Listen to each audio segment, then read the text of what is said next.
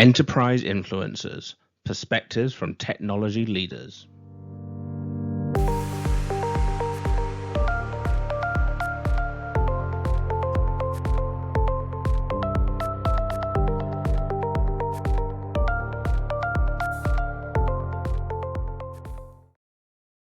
Hello and welcome to the Enterprise Influencers podcast, where we explore the inner workings of large organizations and the people and technologies that help them get things done. Patrick, how you doing? I'm doing good, my friend. How are you? I'm good. I'm really excited about this topic because this is a topic that is incredibly close to my heart. I can tell you're getting all choked up about it. I am, man. The frogs are coming in. And in particular, because I work a lot in GCC High, CoPilot is generally coming in properly to GCC High in June, which is scaring the crap out of everyone. Yeah. So, some of our listeners may not know what GCC High is. That's good.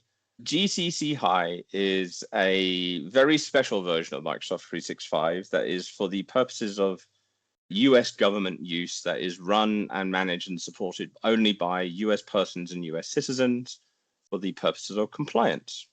And in particular, US compliance, CMMC, NIST 800-171, FedRAMP. These are all the buzzwords around that stuff. I won't go into the boring details of it, but those are the boring details that I do in my job. And now you know, the more you know. So one of the things that is super exciting, and I can see you're sharing your screen here, is that with the introduction of CoPilot, we get to do scary things and we get to divulge where all the data goes and make sure my clients are happy that AI is coming to their secure concerns and enclaves and things like that. But one of the more recent topics that Microsoft has been putting its marketing on is how CoPilot can help security stuff. And in particular, this is key, right? So there are new malicious actors all over the world trying to do new things all the time. And with the advent of AI and everything else, and even generative AI, right? So the idea that they can recognize patterns and then change the attack patterns and things like that. There's a potentially scary world out there about the idea, right? About the idea that if the AI knows about the systems and it also knows about the vulnerabilities, because at least known vulnerabilities are actually well publicized through the CVE process, including how to exploit and things like that.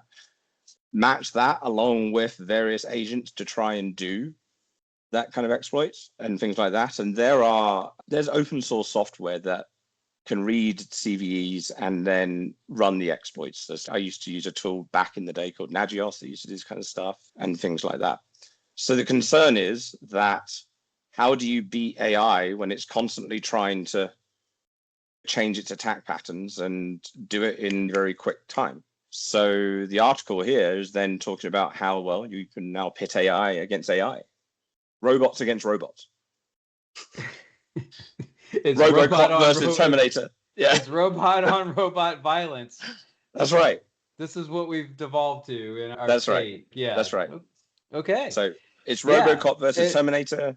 It's, all these kind of things. And while this is I can tell that you're excited about this topic, Giles. You're like all amped up and ready to go. I'm gonna just come out and say I am not an expert in this field. Like, I open my email up and I'm really good at detecting those fake phishing attacks that your IT department sends out to you. And I'm like, hey guys, there's another one. Here's Microsoft support's trying to get in touch with me again. So really good at those. I'm not so good at these deep sort of security level things that we're talking about today. Yeah, I'm probably going to enlist a little help in helping me talk about this topic today, if you don't mind, Giles. Sure. Tell us about the help that you're using.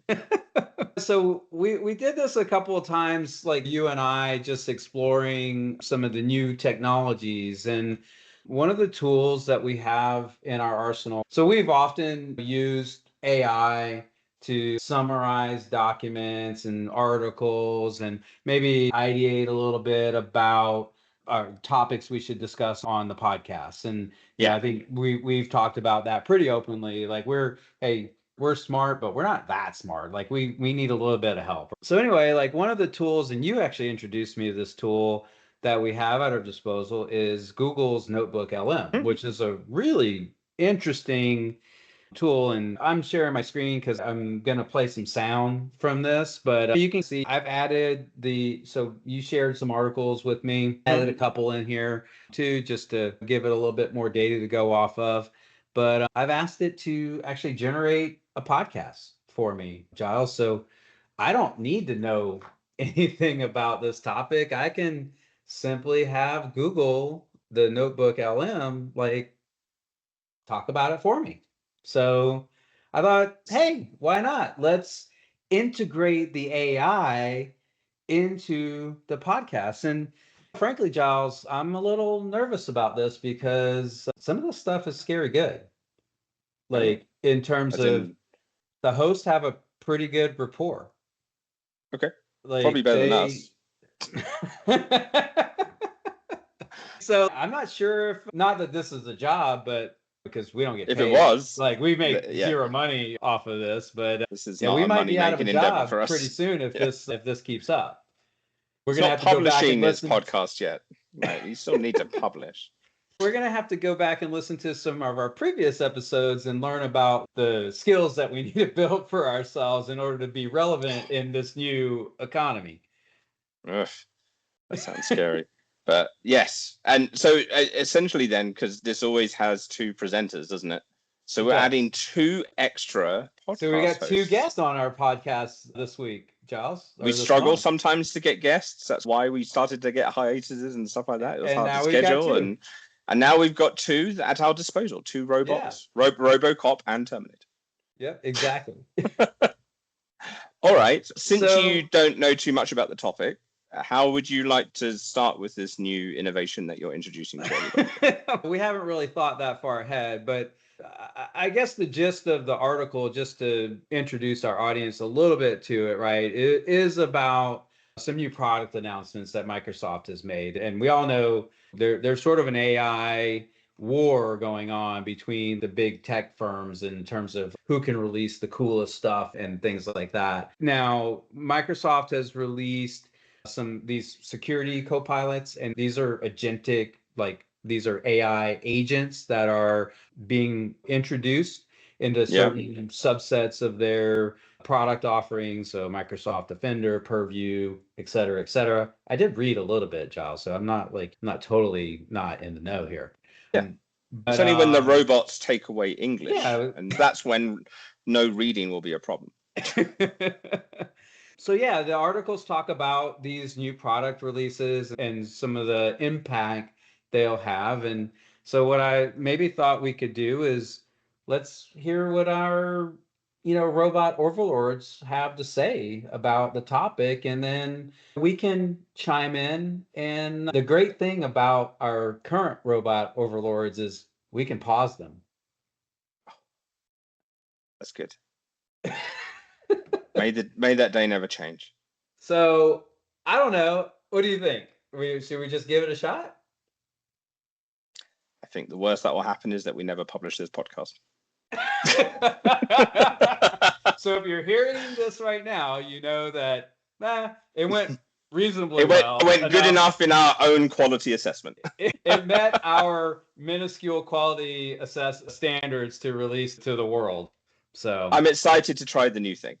All right, let's give it a shot and pay particularly close attention to the rapport that the podcast hosts in this AI-generated fake podcast have with each other. And I'll be here taking notes. Excellent. Here we go. All right. It feels every day we're bombarded with news about cyber attacks. It is relentless. It really is. I saw just the other day Microsoft detected something like 30 billion phishing emails last year alone. Oh, wow. And get this. Wow. There are apparently 7,000 password attacks happening every second. Yeah, that's incredible. It's a constant barrage. It's hard to even imagine how.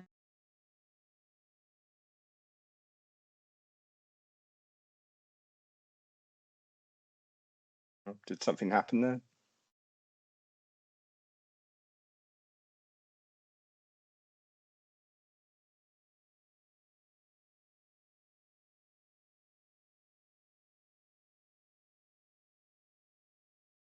Exactly. Think of it as giving security teams these super smart AI assistants to help them fight back against those overwhelming threats. Definitely. And we've been digging into some these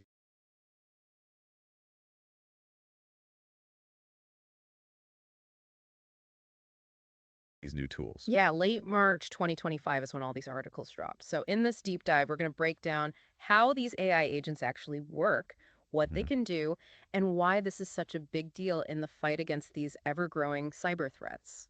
Sounds good. All right, so let's start with the problem itself. We threw out some numbers before, but 30 billion phishing emails in a year. It's almost too big to grasp. And when you think Okay, about let me pause it. I'm assuming you're still with me.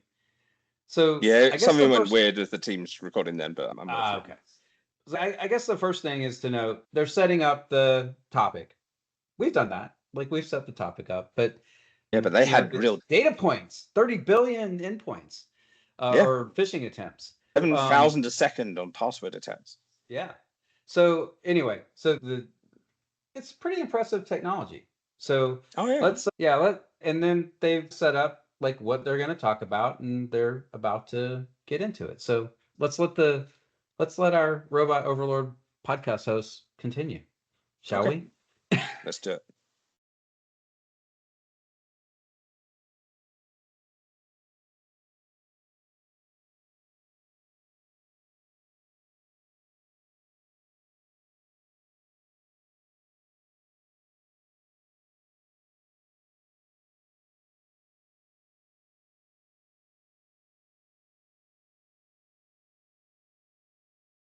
In April 2025.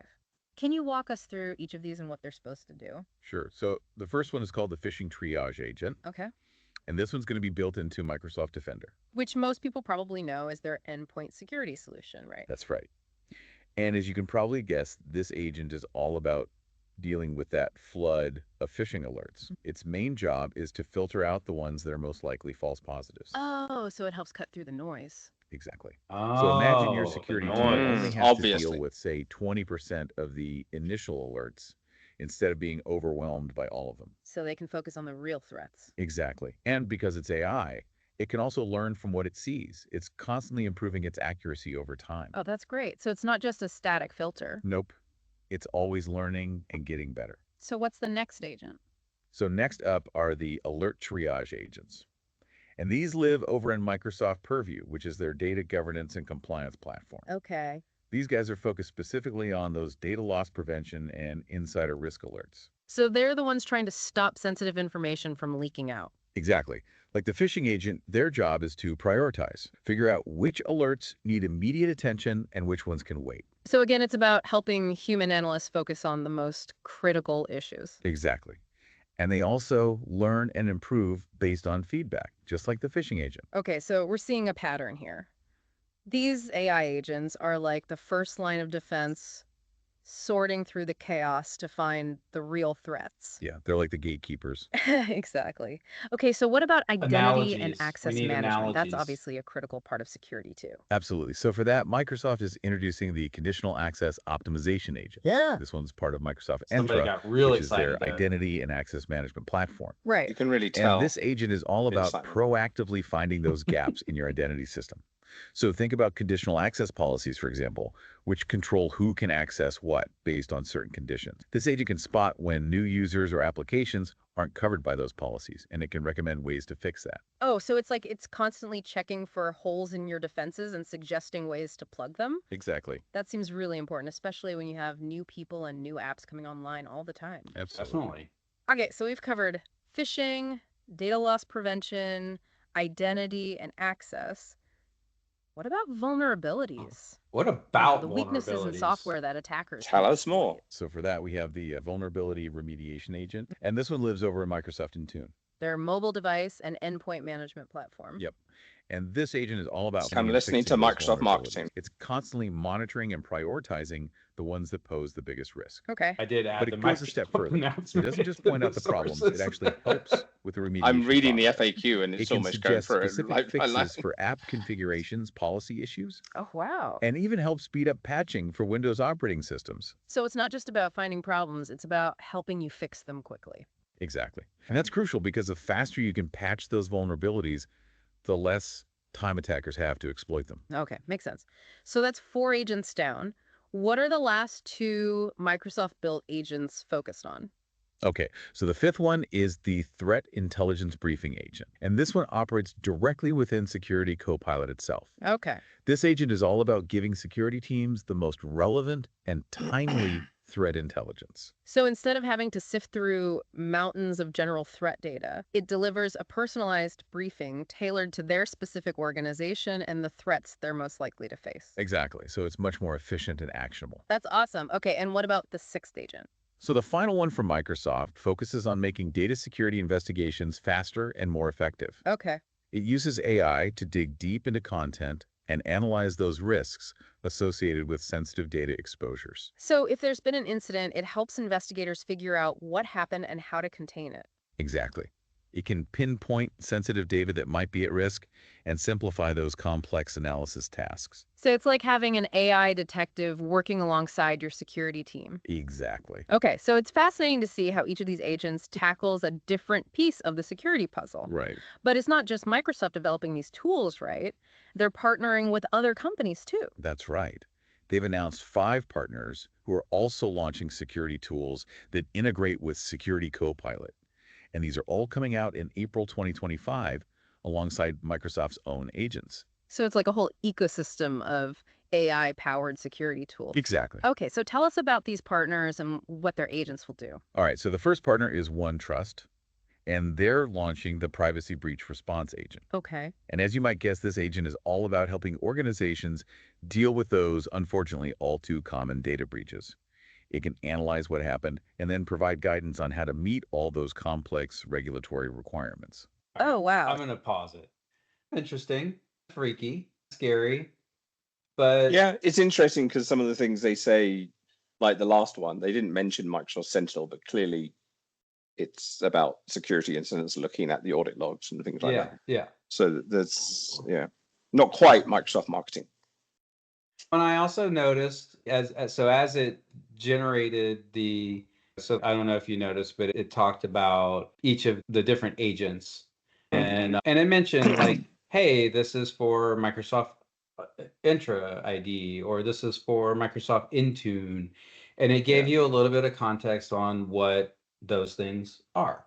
Like Microsoft Intune is their endpoint management system. So I don't know. I thought it was pretty interesting, pretty effective. A little cheesy, some of the analogies and whatnot, but for I don't know something that really, does it? For something that literally took just a few minutes to generate by not even putting any prompts in. It's just I provided the source materials and told it to go. It's impressive. Yeah. Anyway, so I do think, though, I mean, our thoughts on this particular topic, I think these things are a big deal, especially for large organizations, like the ability to provide this level of security and provide it at a very high level. Because I think realistically, especially if the good guys have AI, like bad guys have AI as well. Right? I would agree. You would almost say that this kind of thing was inevitable because AI is going at such a pace that you need the security side to go at a similar pace. Otherwise, you're just going to get caught with your pants down. And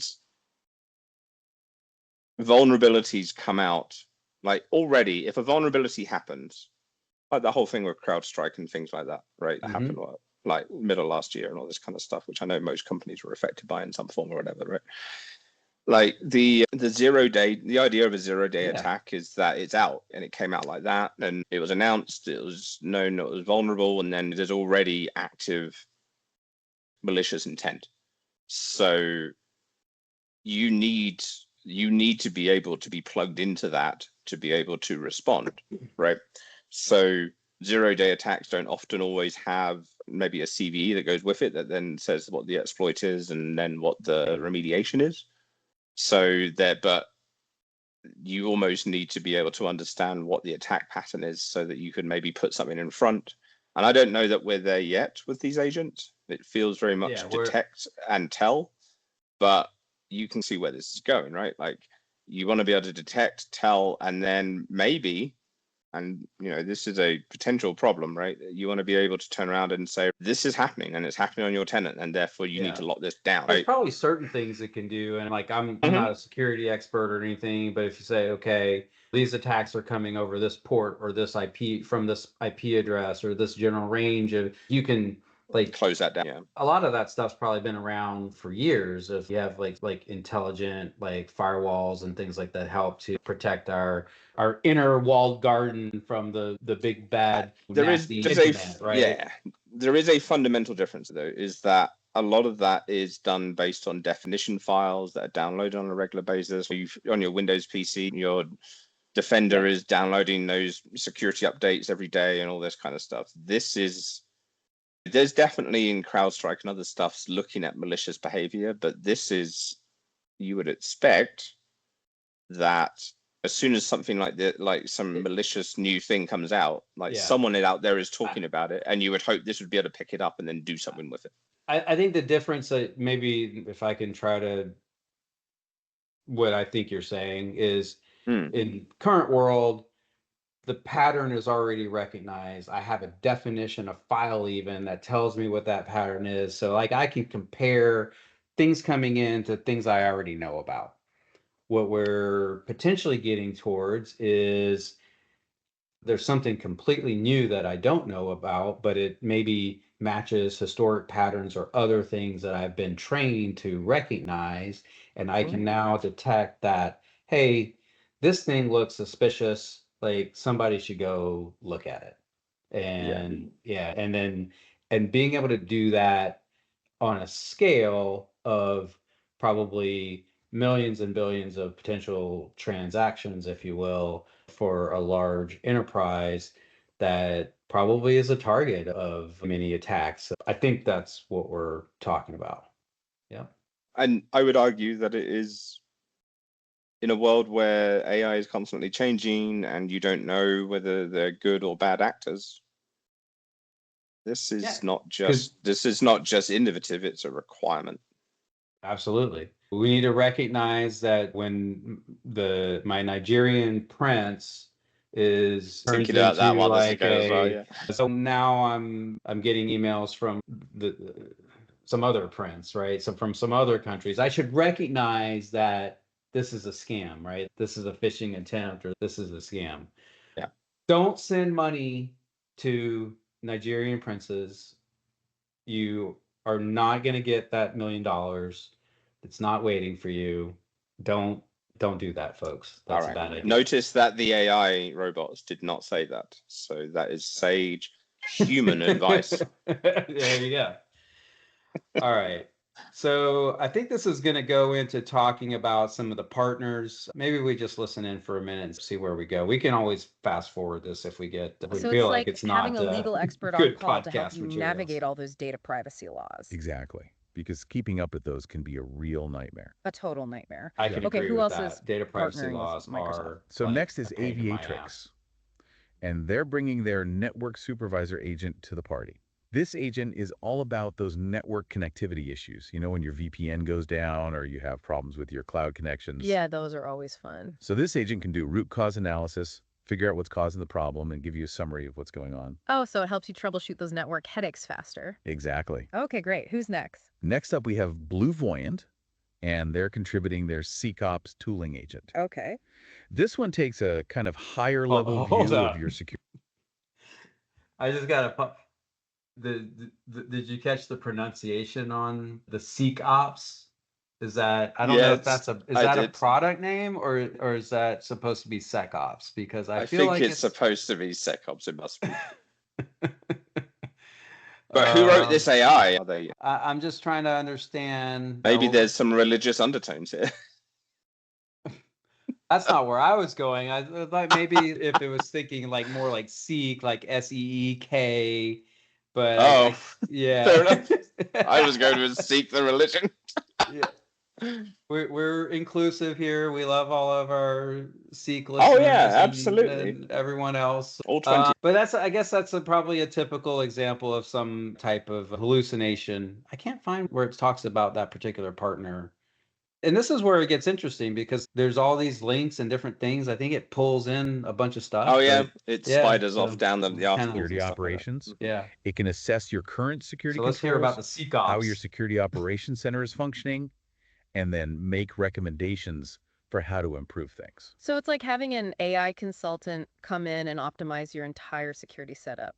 That's really interesting. which is Okay, what about different the than last an two partners? AI So Tanium is also robot launching an alert triage agent. Yeah, okay. And this or one's AI focused on consent giving that analysts we had more earlier, yeah. context around the alerts they're seeing so they can make faster, more informed decisions. Oh, so it helps them prioritize and understand the potential impact of each alert. Exactly. Because as we've talked about, there's just so much noise. Yeah, This helps them cut through that and focus on what's really important. makes sense. And the final partner. The final one is Fletch, Fletch. and they're introducing their Task Chevy Optimizer Chase. agent. All right. And this one's all about helping prioritize those really critical cyber threat alerts. So again, it's about making sure the most serious threats get addressed first. Exactly. So all these partner tools are really adding to the power of Security CoPilot. Right. It's becoming this really comprehensive platform. If any of our listeners buy Fletch, they should put it on the Underhill's bill when they pay.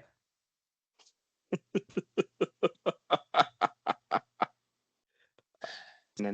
for AI-powered security. Absolutely. Now, There's an something age else that limit stood for out to that me joke, from the folks. articles we read I know. is the whole issue of AI security itself. It's while AI is becoming this vital tool for defense, it also creates a whole new set of vulnerabilities. Right. It's a double-edged sword. Double-edged Exactly. sword.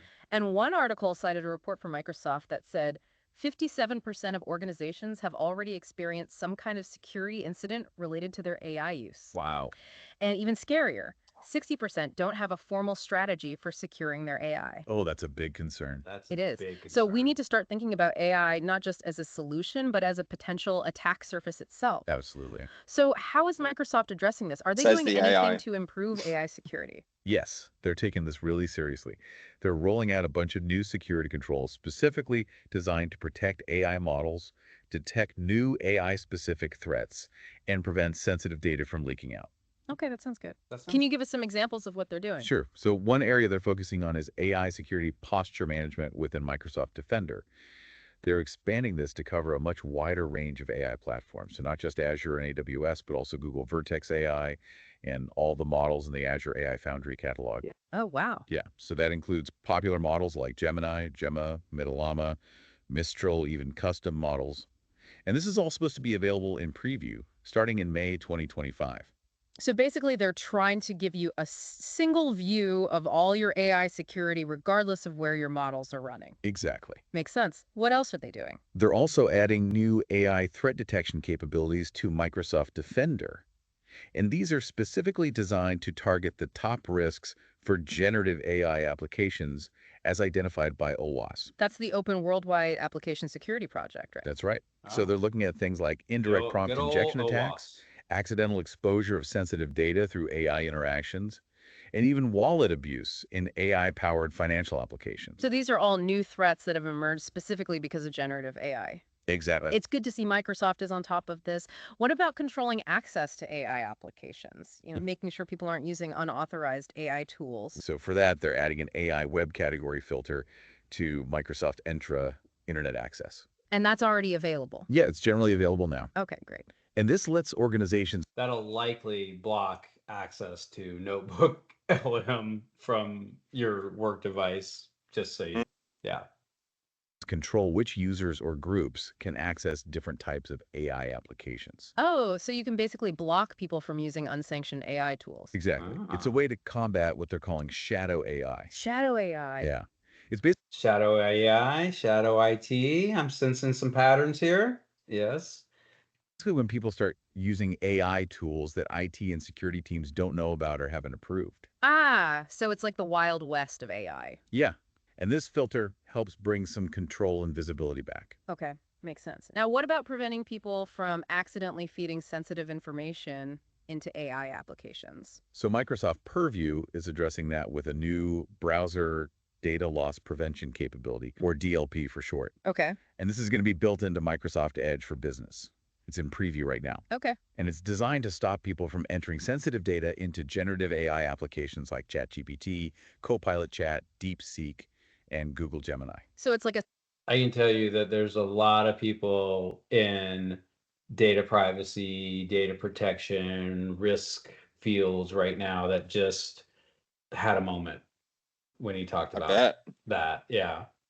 That's actually that oddly, that's a very real concern for a lot of people in the data privacy field. So a interesting. safety net to prevent So accidental just data. pause it for just a moment. Yeah. So very interesting. I am currently being fished Is on that my right? phone. You're Yes, being I've got- fished. I am. But with a text message, good day, Is it- I'm Cynthia. I have a job available. Can I send you job information? From some random thing. Now that I work in very much the defense and security field, this happens on almost an hourly basis to me. Yeah. And that's just direct to your phone or to your That's direct to my phone. Yeah. Yeah. I get This those. happens all the time, and I want to be able to apply this AI to Yeah. that so that I don't even receive it. You should is there a link to reply, or is it I haven't fully looked at the text message, but okay. it looks like it might be. Yeah, Yeah, I'm not going to click click it. Don't click the link. Don't click the No. link. Or if I do, I'll respond and say, "Hi, I'm a Nigerian prince, and I would like to have $35,000, and I promise you that you can have 90% of it." Sounds legit to me. It's the British accent. That's what it is. Yeah. Yeah. I agree. And it's generated by AI, right? Like the British accent.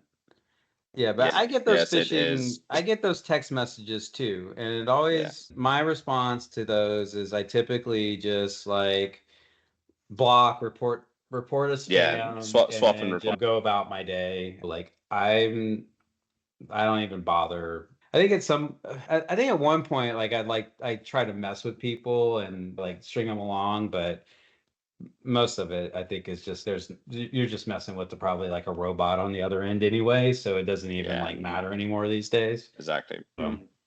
It's not even any fun anymore to mess with the people who are trying to mess with you. No, it is not. All right, let's. Okay, so that's a lot of focus kind of on forgot where securing we are AI even itself. are here. But the Verge article also talked about The some really Verge cool article. new features coming to Microsoft 365 Copilot. Yeah. They called it Deep Reasoning AI with agents called Researcher and Analyst.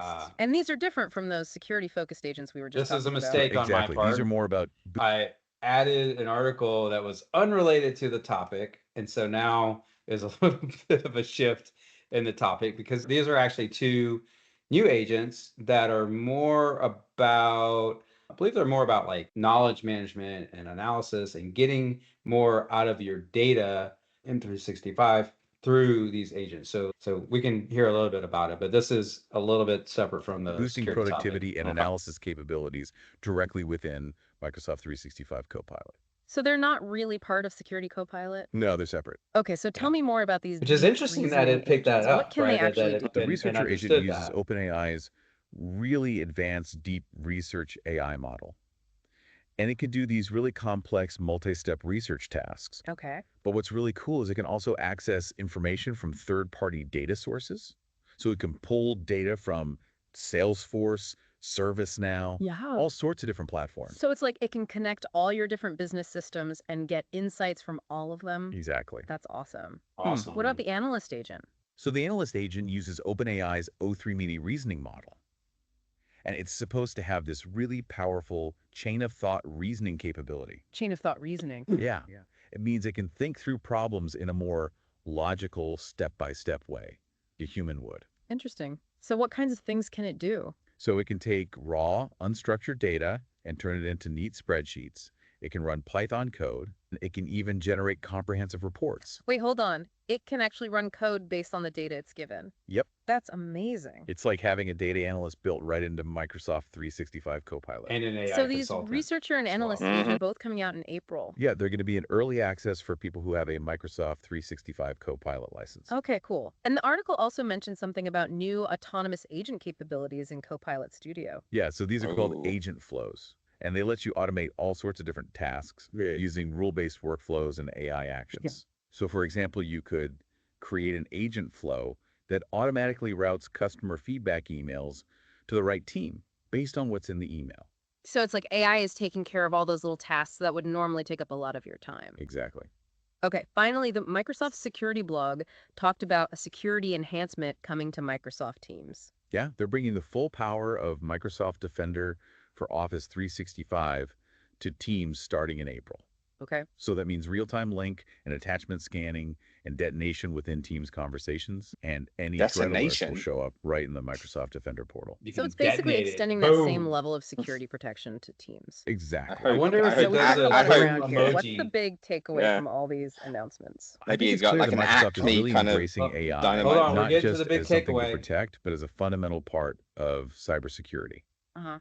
They're betting that AI can handle a lot of those routine security tasks, freeing up human experts to focus on the really complex threats. So it's like a force multiplier for security teams. Exactly. Okay, so to sum up for our Force listeners, multiplier. Microsoft is making some really big changes with the introduction of all these new AI-powered agents in Security CoPilot. And we also have those exciting deep reasoning capabilities coming to Microsoft 365 Copilot. And these are all aimed at automating threat detection and response, improving security for AI itself, and giving you deeper insights for research and analysis.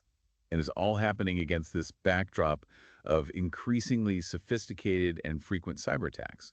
It really feels like AI is becoming essential for effective defense. Absolutely. It makes you wonder how all this reliance on AI will change the future of cybersecurity, both how attacks are carried out and how we defend against them. Yeah. It's going to be really interesting to see how things evolve, what new challenges and opportunities might emerge. It's something we all need to be thinking about. Thanks for joining us on this deep dive. Thank you, And thank you to our Robot Overlords. Robot Overlord podcast host. That's right. So that's interesting, right? Like it's, I don't know. There's What do you just something think about that. about That that? just, What do you think about what, that? The podcast host or the security No, or their just conclusion? like I don't know. It's like it's equally like fascinating and creepy. I feel it's like it's almost real. Like Google has It is put almost the real. power to make Mhm. like a mediocre podcast in the hands of every human on Earth. Which certainly puts us out of a job because we produce manually a mediocre podcast. That means we just got to up our game. We need more comedy. That's what we need. For sure. Look, I think to me it's fascinating. Like I think it actually does a pretty good job of understanding the topic. It does a decent job of like actually explaining it and giving some relevant examples and stats. You recognize I actually made a mistake in putting this together, and I'll fully admit one of the articles I just pulled up, I didn't read it. I think this is related, so I put it in there. But it recognized that it wasn't part of the security content, and it talked about it, but it differentiated it from the other content. But some of the stuff is so cheesy, right? It's like the analogies and the comparisons and some but we probably do that, I'm guessing. Like, yeah. I But mean, anyway, I actually found it quite interesting that I'm going to assume it's the male voice. The deeper voice is the one that provides the information. And then I'm going to assume it is the female voice is the one that asks the questions and then responds. Have you noticed that? And every time I have done this for our own research, it's always the same thing. Totally unrelated to the topic, I know. It's just something I noticed. yeah, it's interesting. I guess it's So- like the man has to mansplain. Oh, maybe. Did we just cover like a bias in the AI? I think we did. I think we did. Man Yes. is the one to do the explaining, and so has to. But if you notice, actually, the higher end voice then also did a fair amount of kind of summing up and conclusioning Yeah, for sure. as well. Because women know it all. So that's. I'm sorry. No comment.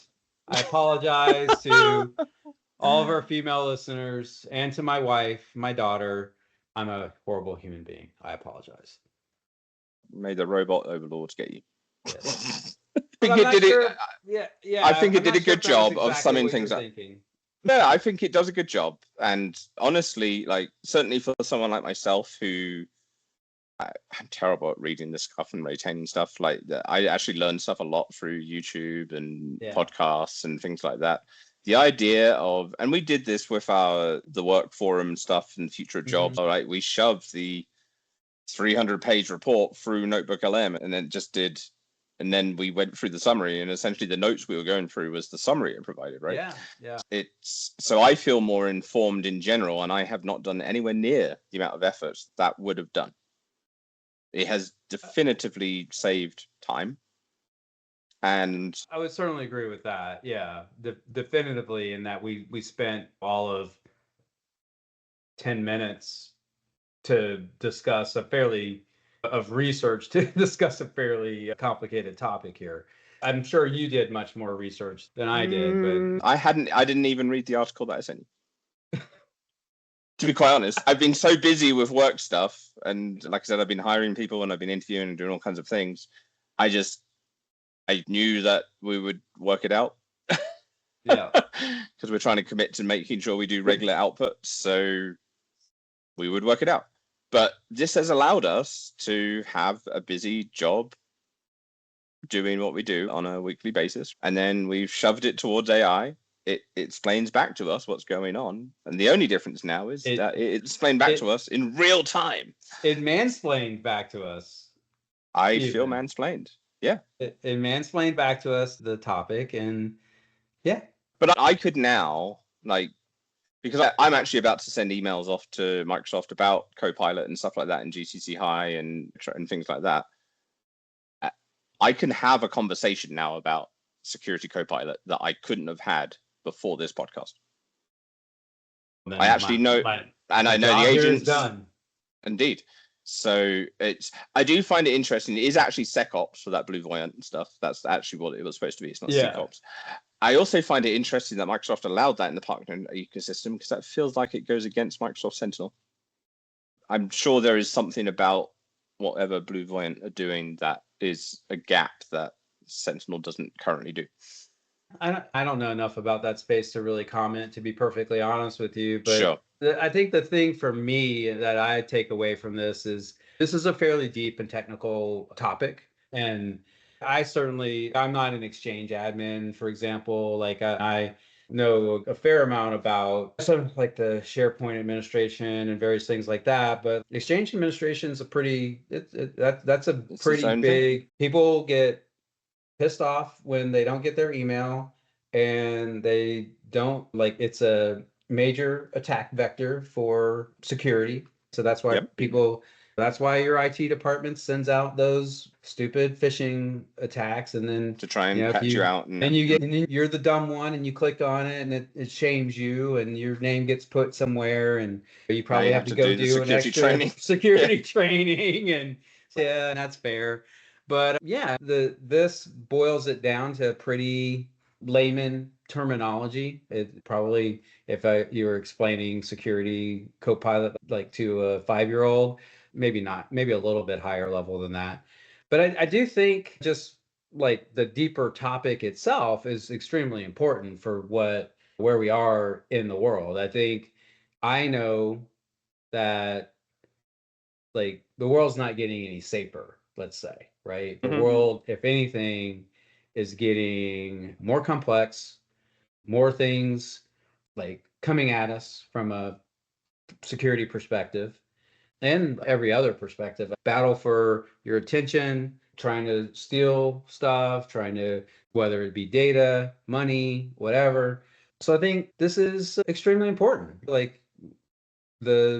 Our security and our data are targets for bad actors out there, and this is a step in the right direction to helping to protect some of that. Yeah, I actually look forward to, because a lot of what I'm reading through the Microsoft articles and the security blog here and stuff like that, and a lot of it is very much about providing quick analysis to provide advice. Yeah, fair. Good, right? Yeah. There's a quote here from the OneTrust folks. A guy, the chief product and strategy officer called Blake Brannon, says, an agentic approach to privacy will be a game changing for the industry. Autonomous AI agents will help our customers scale, augment, and increase the effectiveness of their privacy operations. Built using Microsoft Security CoPilot, the OneTrust Privacy Breach Response Agent demonstrates how privacy teams can analyze and meet increasing complex regulatory requirements in a fraction of the time required historically.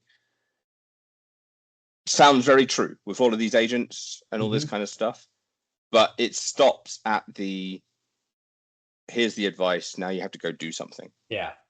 Right. How do I shut this down? And with AI and people's concerns about stuff doing automatically, you can see why they would stop at that point, right? Yeah. But that plus, like, if you go into a Microsoft tenant, there's a Microsoft security score, and it tells you advice about how you should lock things down and things like that as well. Yep. That coupled with this and everything else, there's lots of ways to advise about how to lock things down. I feel like it's gonna probably within the year. I'm putting my line in the sand right now. We're going to have agents that will then automatically triage active threats that are happening right now in your tenant. And then, so that might, you can almost see it going through a two-step phase where it would start with shutting down the activity, but not necessarily making configuration changes. It would do it at the network level. And then almost at the end of that, like once like we're comfortable with that we start to trust that it can make the configuration changes maybe with approval, like it would set it up and then there'll be like approval gateway. I can see that. You know, there's a human person doing that. Whether we ever go past the approval, so there's not like a human person and it just does it. I don't know. But I think that'll also depend on the size of organization you work at, right? And I think there's probably a couple spectrums there. I'm a small organization, so I want, as a small organization, world-class security, but not have to pay for data protection, like analysts, risk managers, all these roles that large organizations have that are there to protect our data.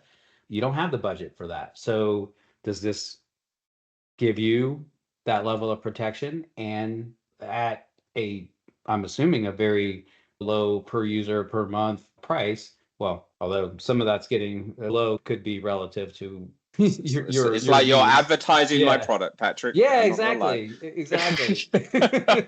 I won't go into the details of what I do, but that's essentially what we're doing. We provide SecOps or CCOps for a cheap price for certain compliance. Yeah. And this is automating a lot of that. Yeah. So but like a larger organization may want more control, right? Because you have a lot more maybe variability in your environment, like you don't want it to make certain types of changes that could impact different types of ability to do business. There's all kinds of reasons why you would or wouldn't want to enable that kind of capability. But I feel very similar to you. I think that is the direction of travel at the very least, and not even just in the security realm, in all the configuration of the different services and things that, or whether it's managing the performance of applications in your Azure configurations, and we've long been able to like scale up and scale down and things like that. And this is the similar types of stuff that we're talking about now at a security level. And I think if anybody has gone through and looked at the logs that M365 generates. And even at the smallest level of tenant, you're talking like thousands, millions, billions of individual like log level events that are being analyzed by something like this, which is a massive amount of data, and it's a massive computational problem. And you're taking the ability of someone who's a human to research and analyze and make decisions out of that low level data, and you're applying AI to it, and now you're supercharging. In providing a on staff AI consultant. I'm going back to our AI Overlord podcast host examples here, but that's a big deal.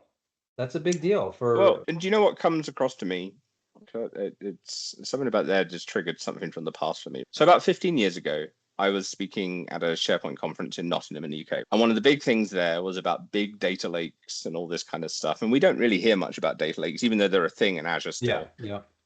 In many ways, all of what we're seeing now is as a result of the success of that stuff. All of this data goes into something that can be easily analyzed in a big data type model. You don't even really hear about big data anymore. Yeah. It's right.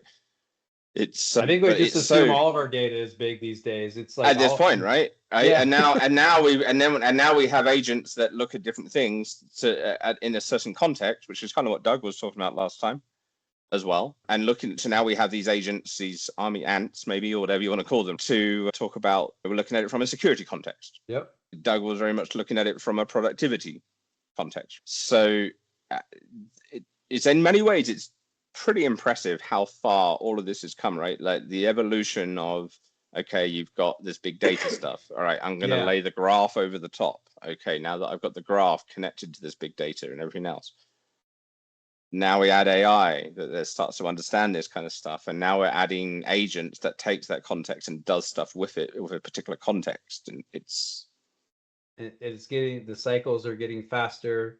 The identification and the analysis and the responses are becoming more and more real time as these things advance, I think. And the reason why I think that we'll get to the point where it will automatically shut off traffic if it's from a certain threat point of view, but it will do it in an intelligent way so that it understands that this traffic is bad, but this traffic is good, even if it's coming from like the same country or the same IP or whatever. Yeah. I can see it getting to the point where it might automatically configure, because in those 0 day, zero trust scenarios, you want it to shut it down.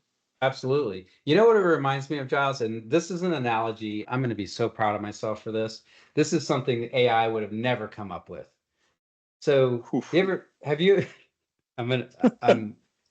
ever used a table saw? Yeah.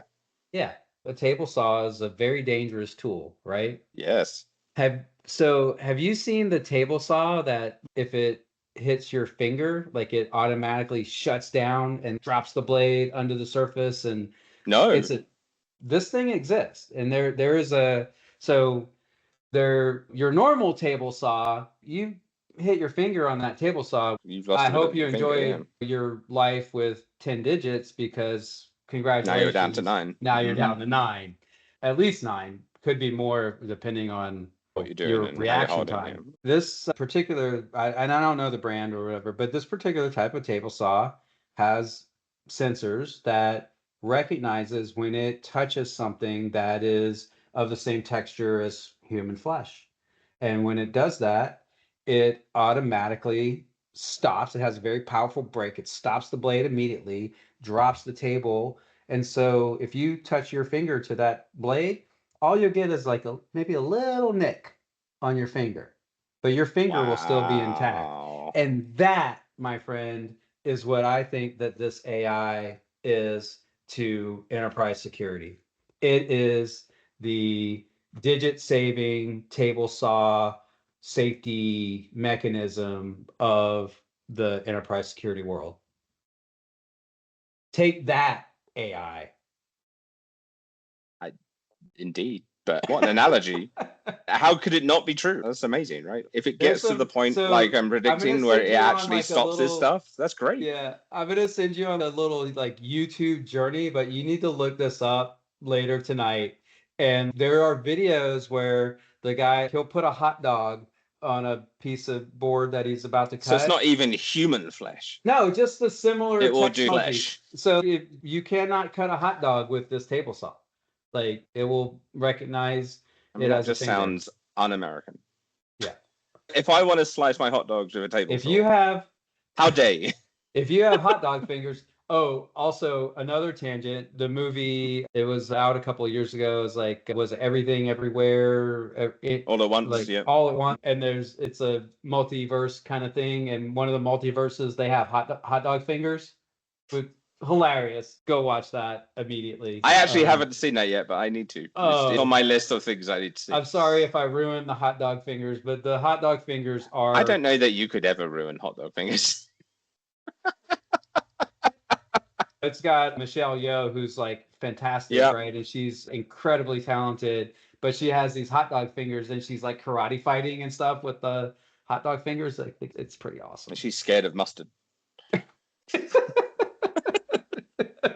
No, not the mustard. No. I don't know. Keep if me they away eat from the hot gravy dog pot. fingers, but okay. So that's my contribution to the security conversation here. The most brilliant Hot dog analogy fingers. known to man: hot dog fingers. I'm sure any of the Microsoft people that you deal with on a regular basis, if they ever heard this, well, you'll know because they'll reference hot dog fingers. I'm sure it'll be in our next meeting. We'll have a discussion about hot dog fingers. All right. All right. Giles, I know we both have a little bit of time constraint today. I hope this was, if nothing else, this was interesting and a little fun. It was fun. I learned stuff. We did very little prep, and I still feel that we've provided a podcast of some substance. Whether it's of value is up to the eyes of the beholder. Why didn't you like and comment, and then we can probably respond. We'll leave that decision to the masses of listeners, and the hordes come in. I can't even. Here's something interesting for you. More AI has probably listened to our Giles and I podcast do than real this people. because like we enjoy each other's company and we like to talk about silly things and we like to talk about tech, and this just gives us an excuse to get together at least once a month. So anyway, my friend, I think this has been really, I mean, I think I wasn't quite sure about the topic myself, and like you, I learned something. I feel that the AI stuff made it work. Yeah. I feel more intelligent in discussing it. I feel more informed about what's happening in that world, and I'm going to go research some CCops. I'm going to go and research hot dog fingers and a table saw. Hot dog fingers. All right. Let me lead us out then. All right. So yes, we learned about CCops and all kinds of other things today. This is a podcast that you can find on all the usual places. So YouTube, Spotify, iTunes, Google Podcasts, whatever your usual haunts are for this kind of stuff. We try and do this every month, right? We're getting pretty good at this on the cadence now. We hope that you join us again in the future. And thank you very much, Patrick. Thanks for listening. See you later. Thank you. Thanks, Bye. Giles. Bye. CCops. CCops.